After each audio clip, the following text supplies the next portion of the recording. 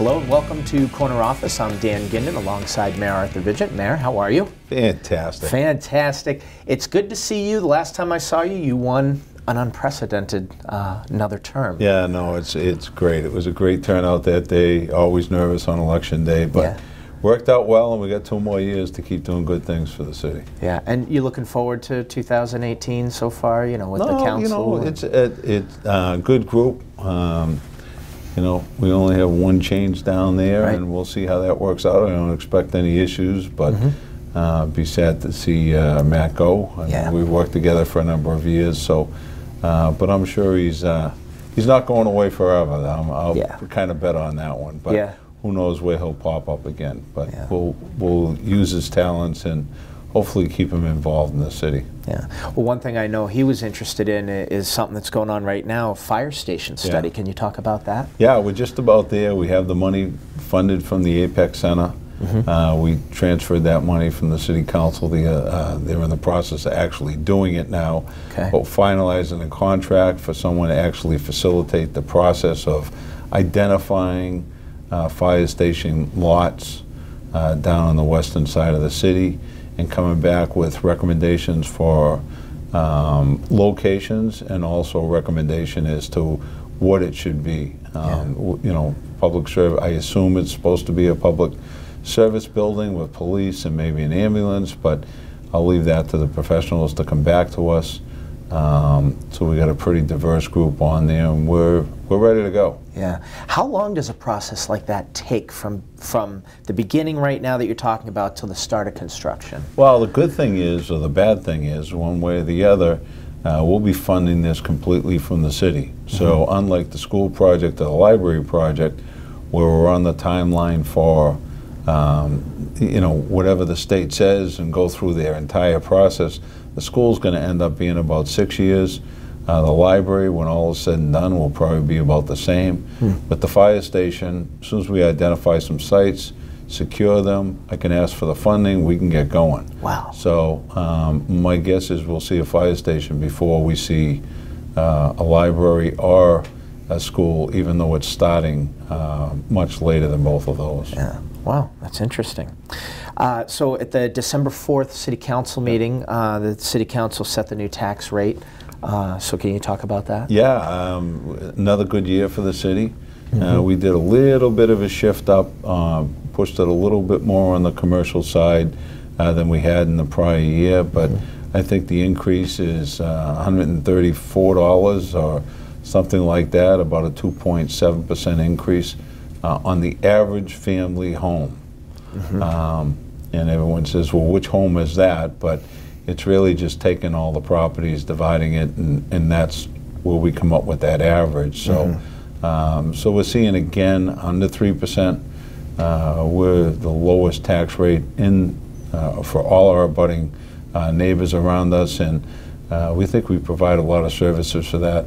You know, free trash pickup, and you know, we just have a great city with a lot of amenities to offer, and people are getting a pretty good bang for their buck here in the city of Marlborough. Yeah, and Marlborough is a great city, and of course, if you ask the average resident, what kind of tax rate would you like to see? They'd say none. Absolutely, but absolutely. You know, your office and the City Council, you guys work together. You're all residents here. You all care about it too. So it's not like some kind of big hand coming down from, you know, Capitol Hill or something. And the finance chair, he actually takes a look at his property and other councilors' properties just to make sure we're all, you know, seeing similar increases or changes as the rest of the city does. And you know, the smaller homes did take a larger hit because those showed the most increase in value, because all the valuations is a way to allocate out the tax bill to everyone fairly. So it's based on, you know, the values of the individual properties, and wherever they fall, and multifamilies, again, values went up quite a bit last year, so you'll see some increases there. We've just seen the Home for the Holidays recently. Yeah. That's running on our channel now, and the next big thing is the Evening of Giving. Yeah, it was a great night, Friday night. We lit the tree, kids got some hot chocolate, some popcorn. Yeah. There were a ton of kids out there waiting for Santa. you know, it was really a great night. The chorus did a great job. Then the jazz ensemble was up at the church. Yeah. And it's always a special night in the city that they just do a great job all the way around. You know, to see everyone out there. It was a beautiful night. It wasn't real cold. It wasn't wet or snowy or rainy. We've had those, but it was a really good night, and we're excited about it. We have the Evening of Giving coming up next week. That's always a huge event for the city of Marlboro. I think Bob Case has been doing this now for, oh geez, I don't even want to guess how many. It's got to be 30 years. He's been doing it, so it'll be another big event. I think that's the 14th. Yep. And the people that have been giving in the city, whether it's the Evening of Giving or different areas, different functions, you know, the firefighters, led by Bob Dolan, 2 weeks ago, were recognized on NBC News as they were delivering, you know, meals, turkeys and turkey dinners to different families throughout the city. They took this upon themselves to do this. This is the 3rd year, I believe, they've been doing it. Up at the police station, they had the No Shave November. They raised over $3,000. You saw some of the offices this last month that were a little scruffy. It was all for a good cause. They raised the money, Cops for Kids with Cancer. So it's a great thing that they've taken on up at the police department. And now both the fire and police are doing Toys for Tots drive. Anyone can drop off toys up through the 11th.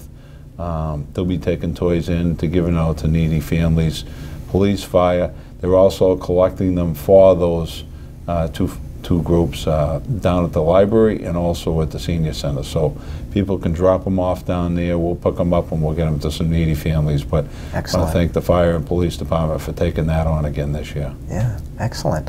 Last thing I'll leave you with is, what are you looking forward to in 2018 the most? You know, I just been so blessed with the way things have been going in the city, everyone cooperating and working together, and looking forward to another great year for the city. The Apex Center will be open completely at that point. We'll have some entertainment down there for city residents to go to, and we're expecting another good year. We won't see the construction out on the roads that we saw this year. We'll see some projects, but probably not quite as many.